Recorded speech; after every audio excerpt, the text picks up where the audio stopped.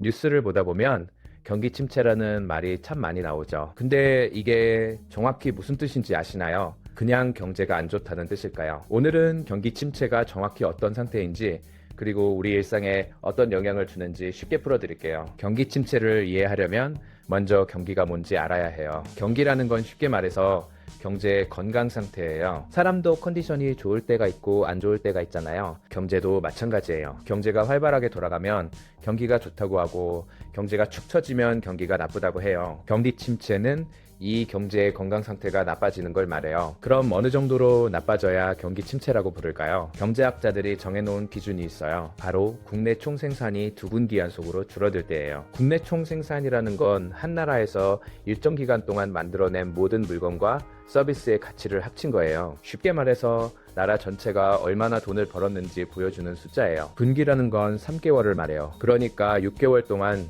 계속해서 나라 전체의 생산이 줄어들면 그때 경기 침체라고 부르는 거예요. 이걸 좀 더 쉽게 비유해 볼게요. 여러분, 반 전체 성적이라고 생각해 보세요. 첫 번째 시험에서 반평균이 떨어졌어요. 이건 그냥 한 번 실수한 걸 수도 있어요. 근데 두 번째 시험에서도 또 떨어졌어요. 이제 선생님이 걱정하기 시작하겠죠. 이게 바로 경기 침체의 판단 기준이에요. 한 번은 우연일 수 있지만 두 번 연속이면 뭔가 문제가 있다는 거죠. 근데 사실 미국에서는 이 기준만으로 경기 침체라고 판단하지 않아요. 미국에는 전미경제연구소라는 곳이 있는데 이 기관에서 여러 가지를 종합적으로 봐요. 고용 상황은 어떤지, 사람들 소득은 어떤지, 공장에서 물건은 얼마나 만드는지, 이런 것들을 다 합쳐서 판단하죠. 왜냐하면 생산만 줄었다고 꼭 경기가 나쁜 건 아닐 수도 있거든요. 경기 침체가 오면 우리 일상에는 어떤 일이 벌어질까요? 가장 먼저 느껴지는 건 일자리 문제예요. 회사들이 물건을 못 팔면 돈을 못 벌잖아요. 돈을 못 벌면 직원들 월급 주기가 힘들어져요. 그래서 사람을 내보내기 시작해요. 취업하려는 사람들은 자리가 없어서 힘들어지고, 이미 직장에 있는 사람들도 언제 잘릴지 몰라서 불안해져요. 두 번째로 느껴지는 건 소비 위축이에요. 사람들이 일자리 걱정을 하면 어떻게 될까요? 돈을 아끼기 시작해요. 원래는 주말마다 외식했는데 집에서 밥 먹어야겠다고 생각하고, 새 옷 사려다가 내년에 사자고 미루고, 여행 계획도 취소해요. 이게 바로 소비 위축이에요. 근데 이게 또 악순환을 만들어요. 사람들이 돈을 안 쓰니까 가게들이 장사가 안 되잖아요. 장사가 안 되니까 또 직원을 내보내고, 그 직원은 또 돈을 안 쓰게 되고요. 마치 눈덩이가 굴러가듯이 점점 커지는 거예요. 세 번째로 영향을 받는 건 자산 가격이에요. 집값이나 주식 가격이 떨어지기 시작해요. 경기가 안 좋으니까 사람들이 집을 안 사려고 하고, 기업들 실적이 나빠지니까 주식도 떨어지는 거죠. 열심히 모은 돈으로 산 집이나 주식의 가치가 줄어드니까 사람들은 더 불안해지고 또 소비를 줄여요. 경기 침체와 비슷한 말로 불황이라는 게 있어요. 이 둘은 뭐가 다를까요? 경기 침체는 상대적으로 짧고 가벼운 경제 하락이에요. 보통 몇 개월에서 1, 2년 정도 지속되죠. 반면에 불황은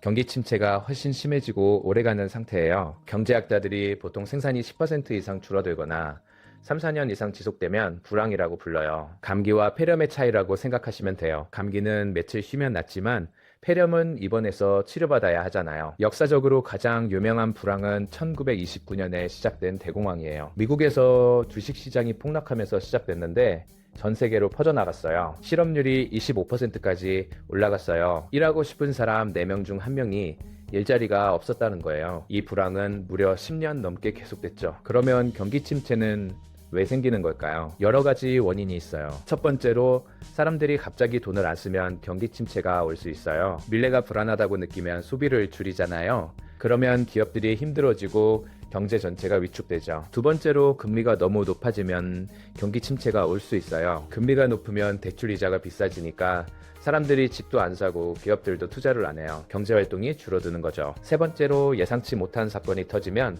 경기 침체가 올 수 있어요. 2020년에 전염병이 퍼졌을 때 전 세계 경제가 한꺼번에 멈춰버렸잖아요. 이런 갑작스러운 충격이 경기 침체를 불러올 수 있어요. 그러면 우리 같은 평범한 사람들은 경기 침체에 어떻게 대비해야 할까요? 첫 번째로 비상금을 만들어 두세요. 갑자기 일자리를 잃어도 당장 생활할 수 있어야 하거든요. 최소 6월치 생활비는 현금으로 가지고 있는 게 좋아요. 두 번째로 빚을 줄이세요. 경기가 나빠지면 소득이 줄어들 수 있는데 빚은 그대로잖아요. 갚을 수 있을 때 미리 갚아두면 마음이 편해요. 세 번째로 자기 실력을 키우세요. 회사가 어려워지면 사람을 내보내잖아요. 그때 없어서는 안 될 사람이 되어 있으면 살아남을 수 있어요. 오늘 이야기를 정리해 볼게요. 경기 침체는 경제 활동이 전반적으로 위축되는 상태예요.